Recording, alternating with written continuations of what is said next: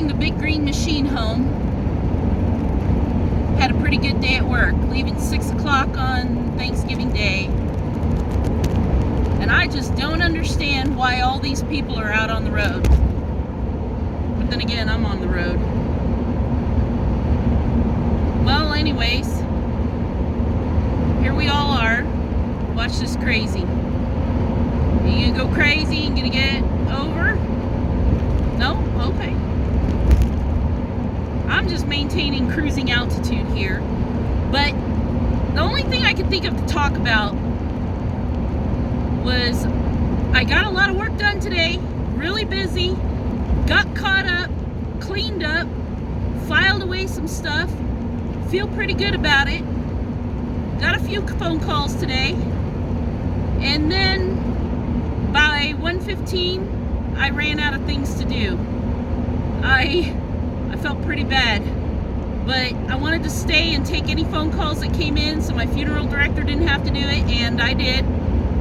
Took care of it so he could enjoy his Thanksgiving. And then there was those in-between times where I was just sitting there. So my son sent me a link to watch some movies, and I started watching the Superman movie. What's it called? Man of Steel. And boy, there's some preemptive programming in that movie. Now, I'm not going to go crazy in the whole cloning conspiracy theory, but we do know that we have the science to clone people. Now, this is how it ties into Man of Steel. There's a part in the movie that talks about the people of Krypton, the alien race, and the significance of Clark Kent, or as his people named him, Kal-El, was that he was the first natural-born alien of their race, Kryptonian, that was naturally born after centuries.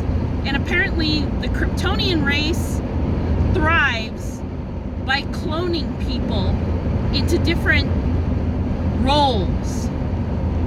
There's a part where he finds an alien ship out in the Arctic, and the consciousness, there's another thing of preemptive programming, is saving people's consciousness into computers. If you ever watched Black Mirror, there's a few episodes about that, and it climaxes at the end. But Kal-El, or Clark Kent, Superman's father, has a consciousness saved in the computer of the ship that explains to him where he came from, and it's a very touching moment, and explains to him how their race are a race of people who are basically cloned into different groups of function. So there's like the military people, then there are the leaders, then there are the workers, and so on. We know that we have the technology and science know-how to clone mammals, people. They might not tell you they clone people, but why wouldn't they if they could? And they can. So we want to be in denial and think that they wouldn't do that?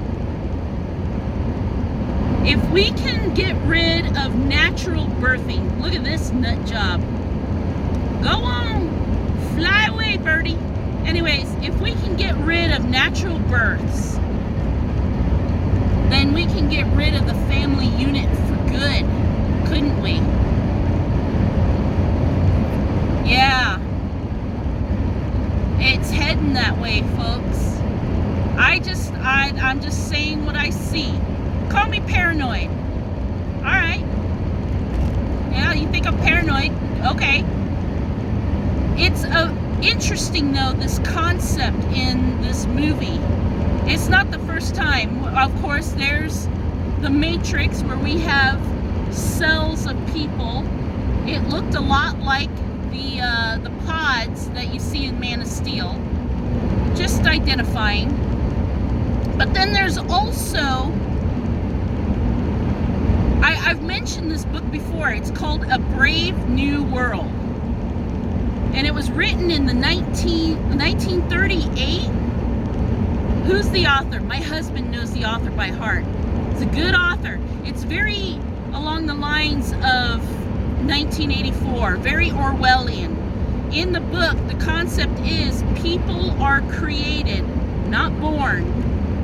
They're cloned and created into different functions called alphas, betas, gammas, and each group is indoctrinated to understand or believe that they are lucky to be the group they are. So the alphas are like the top-notch people that are leaders and decision makers and so on. You have to read the book.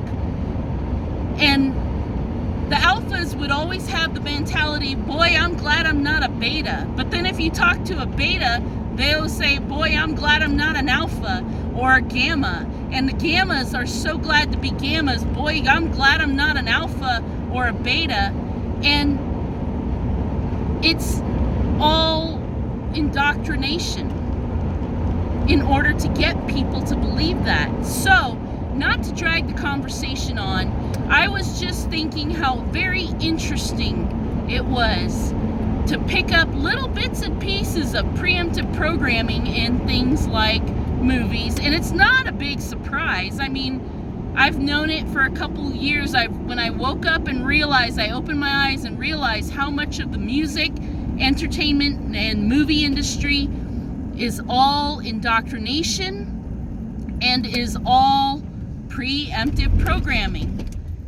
And in case you missed it, preemptive programming is set up part of a new world order, because if they were to hit us with the plan, the agenda that they have, without us having ever seen it before, we would be so shocked we'd rebel.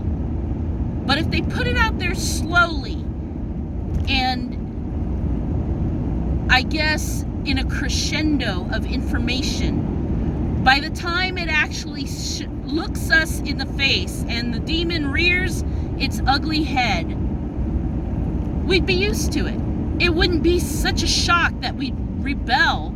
People will already have an emotional detachment to how audacious it would be, how preposterous the idea is that we would no longer have marriages and love where a man and a woman consummate to create a child and raise a child in a household of love. We no longer need that. It would be inefficient. If you really want to see a lot of preemptive programming, watch the movie, what's a Sylvester Stallone? Demolition Man, I think, with Sandra Bullock.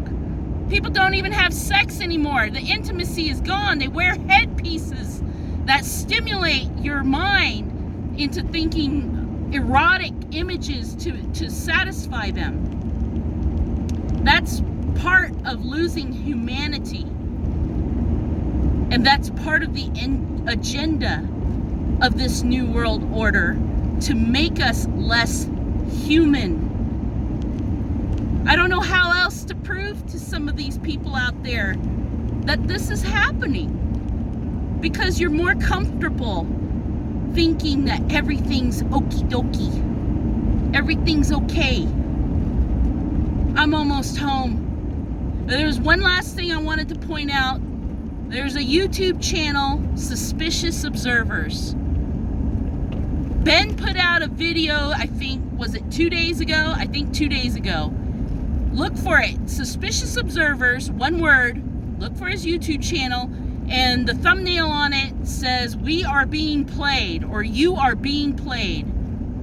Now, the first half of the video, he's talking about graphs and reports and essays and papers, and it does get a little, woo, he's out there. He's a smart man. But watch the end and understand what he is saying about globally warming and things like that, because he's right. He's right. They're putting us in a little bubble to make us comfortable. All right, guys, I gotta go. I'm gonna have dinner with my son. Husband's gonna be home soon.